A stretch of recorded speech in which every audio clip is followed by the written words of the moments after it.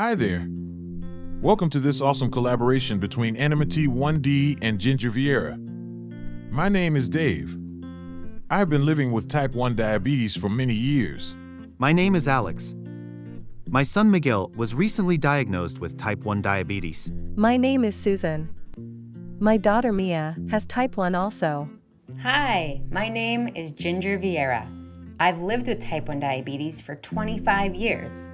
Living with T1D isn't easy, but the more we learn about the science of our body and insulin, the more we can do whatever we want to do in life, including exercise. In this video, we're going to talk all about the things you need to know to manage your blood sugar safely while exercising with T1D. Please remember that this is for educational purposes only and is not meant to replace your doctor or care team.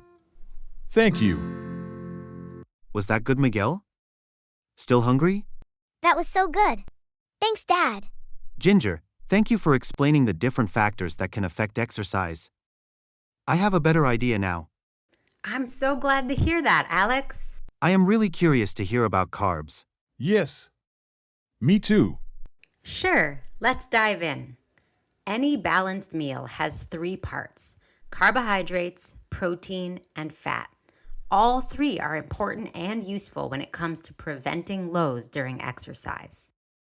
I recall that carbs, protein, and fat are the macronutrients, whereas vitamins and minerals are the macronutrients that our body needs to be healthy. I never thought about the role of all 3 macronutrients with exercise. Let's start with carbs. So carbs can be slow-acting or fast-acting based on how quickly they're broken down and absorbed into the bloodstream. By slow or fast, I'm talking about how quickly they actually digest and hit your blood sugar after eating.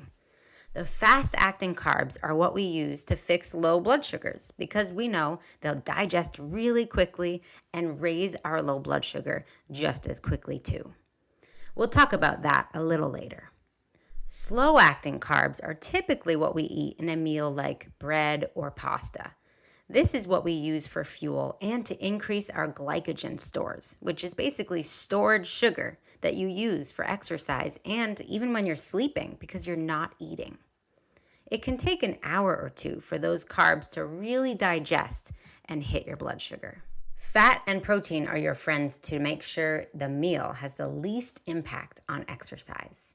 Fat and protein do affect blood sugars too.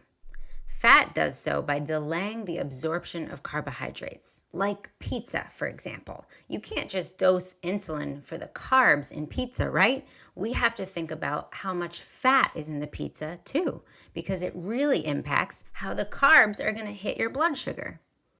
And large servings of protein can actually get converted into glucose because your body can only use so much protein in one sitting. If it doesn't need all of it at that time, it converts the extra protein into glucose. Both of these impacts are very gradual, so you can use a low-carb, high-fat, or high-protein meal to keep your blood sugars more level before and during activity. That will also help you decide how much you need to cut back on your mealtime insulin dose. Okay, so if you can actually eat 3 hours before exercising, that's going to minimize the amount of meal bolus insulin that's in your body when you're actually exercising. And that's also going to maximize your glucose reserves that are in your muscles and your liver because you gave your body time to digest that meal and put some of the extra glucose in your glycogen stores. But if you're eating within 3 hours before exercising, remember to think about the fact that you're cutting back on your meal dose in preparation for exercise. Now that's going to help you prevent lows, but if you wait too long to start exercising after eating that meal with less insulin to cover the meal, then your blood sugar might be pretty high by the time you start exercising. We definitely don't want to start every workout with a high blood sugar. Can you give me some examples for these meals? What can I pack Miguel for lunch? Sure. So, okay, for example, if Miguel is going to exercise in the hour or two after lunch, he might want to choose a lower carb lunch because that means he'll need less insulin, which means he'll have less insulin on board by the time he's exercising. Should I skip carbs altogether at that meal so I don't get any insulin? You could eat a low carb meal for lunch, but you'd want to make sure you had plenty of carbs at other meals, like at breakfast or dinner, when you're not juggling exercise. Or you could include a little bit of carbs in your meal, like an apple along with a big protein-heavy salad. That's not going to introduce nearly as much meal bolus insulin as eating a big bowl of pasta a couple hours before soccer practice. How do I use the insulin on board feature in this situation? Good question, Susan. That IOB can help decide if Mia needs a snack before heading out to play volleyball. Here's an example.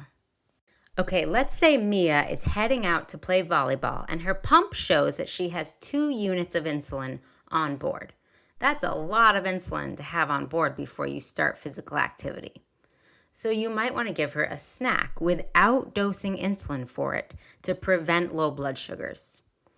If her insulin on board is 0 units, she may not need a snack at all to prevent that low. But if she does want to eat something because she's hungry and she wants to fuel her workout, she could absolutely eat something.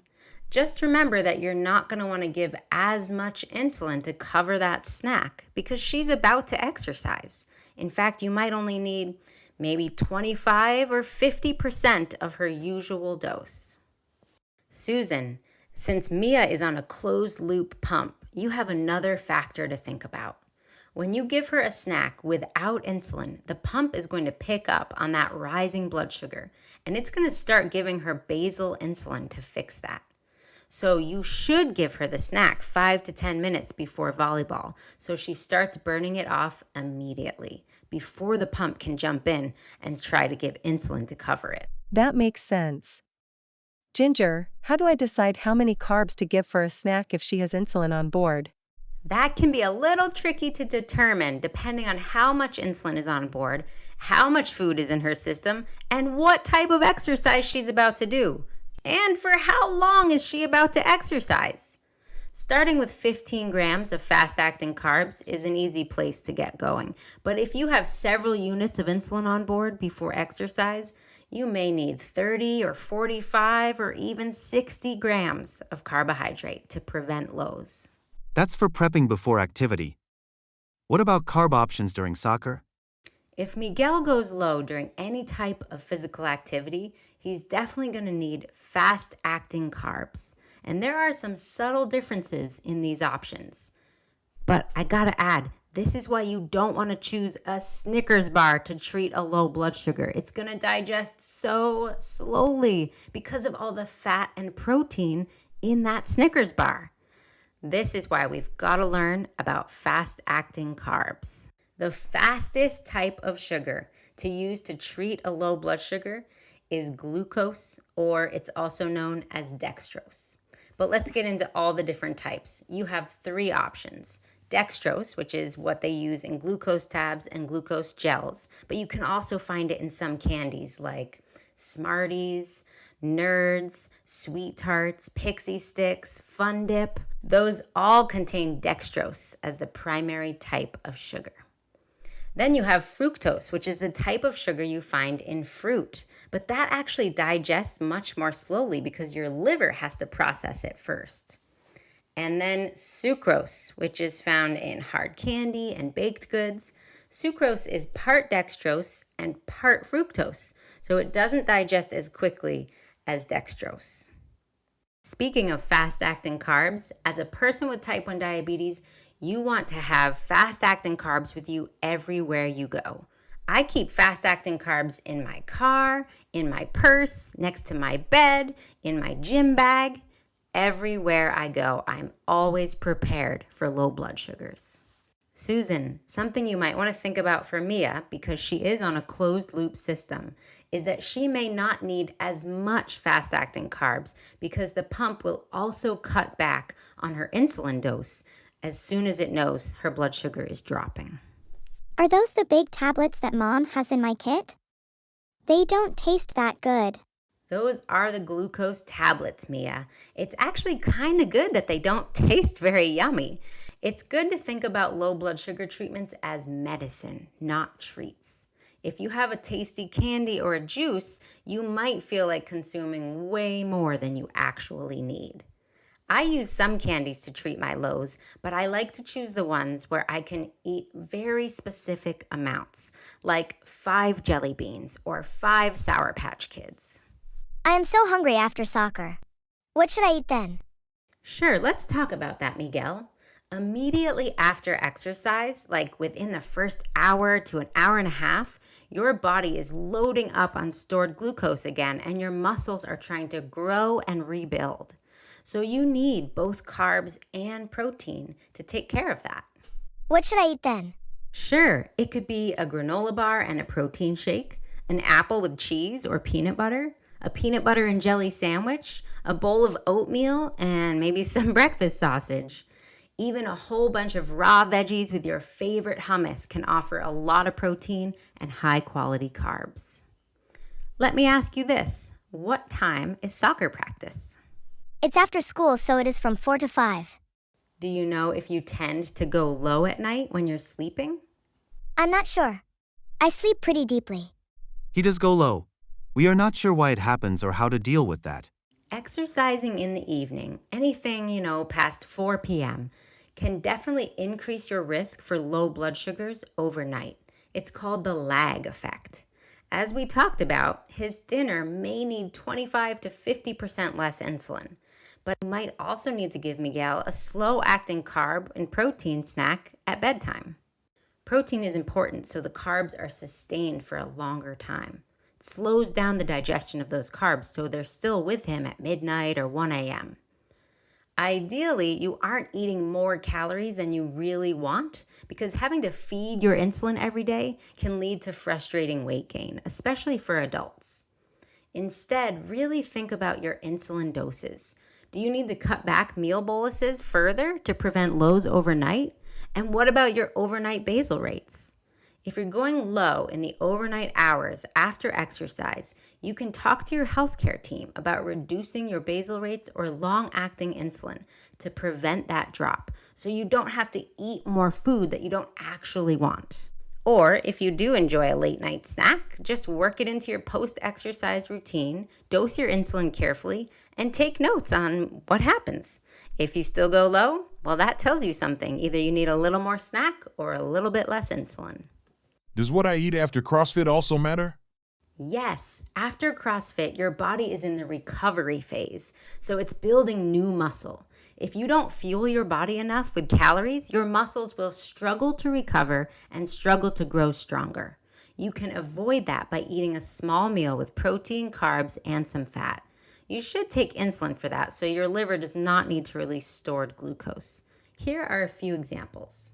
A protein shake and a bowl of cereal, a protein shake and oatmeal, apple and cheese and peanut butter like we talked about before, a big old peanut butter and jelly sandwich, all the same things, all the same meals that we talked about earlier.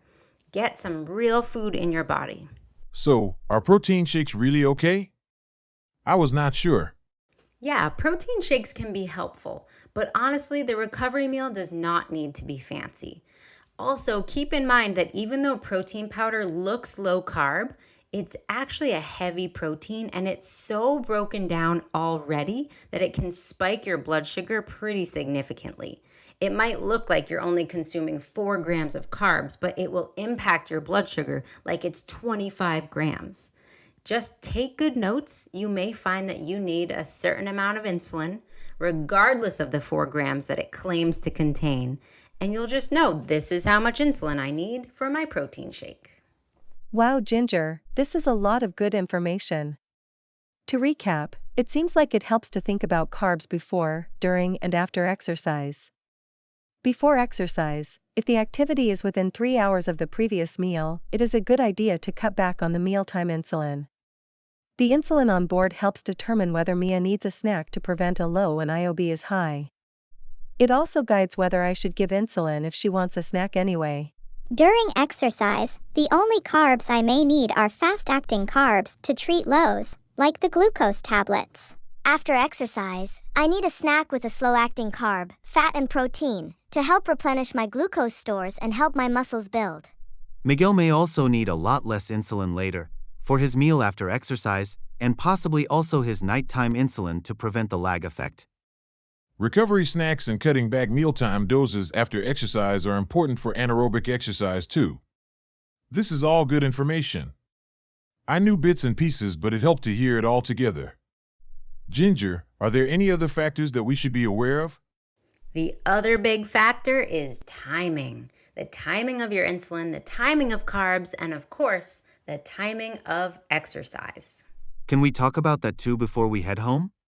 Sure, I have time if you all do. Great. Let's do it.